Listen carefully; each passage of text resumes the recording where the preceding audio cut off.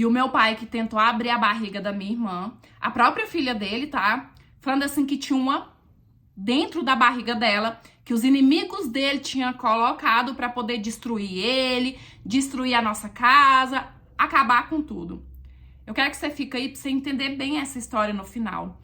Eu sou a mais velha de 3 irmãos e até mais ou menos os meus 8 anos de idade, o meu pai era uma pessoa completamente normal, trabalhador, um bom marido. Ele sempre foi muito brincalhão. Eu lembro que tinha um pasto bem grande perto da nossa casa. E o meu pai, sempre que ele podia, ele gostava de levar a gente para esse pasto, ficar soltando pipa. Ele tinha maior paciência, sabe? Ele ficava horas brincando com a gente. Então, tipo assim, quando ele começou a mudar, quando ele começou a ter aquelas atitudes bizarras, realmente foi muito estranho. Um dia, do nada, o meu pai começou a desmontar a nossa televisão. E aí a minha mãe estranhou, né? Falou assim, ué, pra que você tá fazendo isso? Pra que você tá desmontando a televisão? Minha mãe pensou o quê? Que a televisão tivesse dando algum defeito, né? E ele tivesse tentando consertar. Não, ele falou assim que tinha uma câmera dentro da televisão porque tinha um espião assistindo tudo que ele fazia. E aí minha mãe achou esquisito, mas também nem imaginou que fosse o que era. Porque naquela época, gente, quem é mais velho vai concordar comigo, naquela época não se falava muito em transtorno mental, em doença mental, ter um diagnóstico era muito difícil. Então a minha mãe não desconfiou, sabe? A minha mãe não se tocou do que poderia ser. Um episódio que ficou muito marcado na minha cabeça, até porque foi um dos primeiros surtos do meu pai, foi uma vez que, do nada, ele acordou de madrugada, tipo, ele tava dormindo, e aí ele acordou surtado, falando assim que nosso vizinho tava tentando envenenar ele e que ele ia acabar com a vida do nosso vizinho. Meu pai levantou, pegou uma pá, foi na casa desse vizinho, e, gente, ele dava tanto com essa pá no portão do vizinho que acabou com o portão, amassou o portão todo e ele só parou porque a polícia chegou e levou ele pra delegacia. E aí eu lembro que quando a minha mãe foi buscar ele na delegacia, o delegado falou assim pra ela, olha, seu marido não tá certo, seu marido não tá bem, ele tá falando coisa com coisa. Eu aconselho a senhora pegar ele e levar ele no médico. Só que o que acontece? A minha avó nessa época, a mãe do meu pai, ela morava na mesma rua que a gente. Ela morava, tipo, umas 5 casas de diferença. Então, assim, a minha mãe já vinha conversando com ela em relação a essas coisas que o meu pai vinha fazendo. E aí, quando a minha mãe falou, né, que o delegado tinha dado conselho para ela levar o meu pai no médico, ela contou pra minha avó falou assim pra minha mãe que ele não precisava de médico, não, que ele não tava doente, não, que ele tava possuído, que provavelmente tinha alguém fazendo algum trabalho pro meu pai tá daquele jeito. E aí, ao invés da minha mãe, de fato, procurar um médico, não. Elas procuraram um pastor e aí começaram a fazer oração, oração, oração. Várias vezes esse pastor foi na nossa casa para poder fazer oração, para expulsar o demônio. Enquanto isso, cada vez o meu pai ia ficando pior. Meu pai passou a correr atrás das pessoas na rua.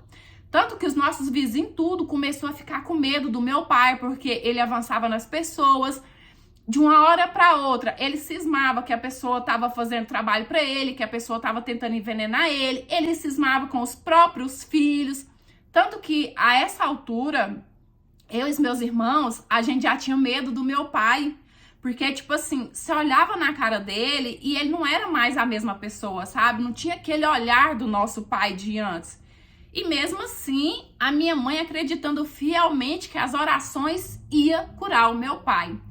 Só que a minha mãe já não confiava mais em deixar a gente com ele. Tipo, onde ela ia, ela levava a gente, ou ela deixava na casa de um vizinho, sabe? Porque não dava pra prever qual que ia ser o próximo surto do meu pai, o que ele ia fazer. Mas teve um dia que, gente, foi muito rápido. Pra acontecer uma coisa pior, é muito rápido. A minha mãe tava fazendo janta e aí o gás acabou. E eu lembro que só faltava terminar o arroz. Só faltava terminar de fazer o arroz. E como a minha avó morava na mesma rua que a gente, a minha mãe falou assim pra mim, ó, olha seus irmãos, que eu vou na sua avó rapidinho pra terminar de secar o arroz. E a minha mãe saiu com essa panela. Gente, foi o prazo da minha mãe sair. O meu pai olhou pra minha irmã e cismou que tinha uma dentro da barriga dela, que o inimigo tinha colocado para poder destruir a vida dele, destruir a casa dele. E nisso ele pegou na mão da minha irmã e ficou tentando arrastar ela para a cozinha. Eu creio que para pegar para abrir a barriga dela. E aí nisso, eu e meu irmão, a gente desesperado começou a tentar segurar o meu pai. Mas 2 crianças segurar um homem e um homem surtado é praticamente impossível. E ele tentando arrastar ela, e eu e meu irmão tentando segurar ele, e a gente começou a gritar: socorro, socorro, socorro, alguém ajuda, gritar super alto. E o meu pai, ele tava tão desorientado que ele olhava pra minha irmã e ele falava assim, sabe, super calmo: fica tranquila, você vai ficar bem, eu vou abrir a sua barriga, vou tirar, mas eu vou fechar de novo. E nisso a minha irmã morrendo de medo, minha irmã pequenininha, chorando até que o vizinho, aquele do portão, escutou tudo. E os vizinhos já sabiam, né, que meu pai, não tava bem. Invadiu a nossa casa e conseguiu deter o meu pai até que a minha mãe chegou. E foi só aí que a minha mãe resolveu procurar um médico, que ela viu que as orações não estavam adiantando. E aí vai daqui, vai dali, leva no médico, leva em outro, porque um médico fala uma coisa, outro médico fala outra. Como eu falei, naquela época, o diagnóstico ele não era tão simples. Mas até que no final a minha mãe encontrou o médico que chegou no diagnóstico que a gente tem hoje em dia, que é a esquizofrenia. O meu pai é esquizofrênico. E aí as coisas começaram a fazer sentido. Ficou fácil? Não ficou. Pra ser sincera, a gente teve uma adolescência bem difícil, sabe? Não é fácil conviver com uma pessoa que tem uma doença mental, que tem um transtorno mental. Só que depois do diagnóstico, pelo menos tem um tratamento certo, né? E com o tratamento certo, a pessoa passa a ter menos surtos, que é o que aconteceu com o meu pai. O meu pai, hoje em dia, ele toma os medicamentos certinho, a gente fica em cima, faz o tratamento certo. É difícil, mas ele tem menos surtos e a gente já tem mais experiência, a gente já aprendeu mais lidar com ele e com a doença que ele tem. Se eu falar a verdade que, tipo assim, se você me perguntar, mas vocês não têm nenhum pingo de medo? Tem. Tipo, menos medo do que lá atrás, quando a gente não sabia que ele tinha, é menos medo, mas sumir completamente, pelo menos comigo, né? Vou falar por mim, nunca sumiu. Oi, meus amores, tudo bem aí com vocês? Eu espero que sim. No século dos transtornos mentais, das doenças mentais, eu acho muito importante também trazer história com esse tema, né? E ela fala assim, até os meus 8 anos, o meu pai era uma pessoa normal. Por quê, gente? Pra quem não sabe, eu mesmo descobri tem pouco tempo, que a esquizofrenia, ela só vem à tona, não que a pessoa já não tinha, mas ela só vem à tona na vida adulta.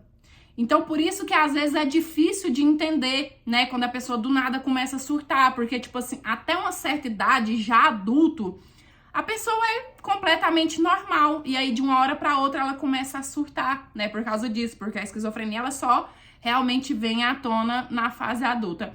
E é como ela falou, não é fácil? Não é.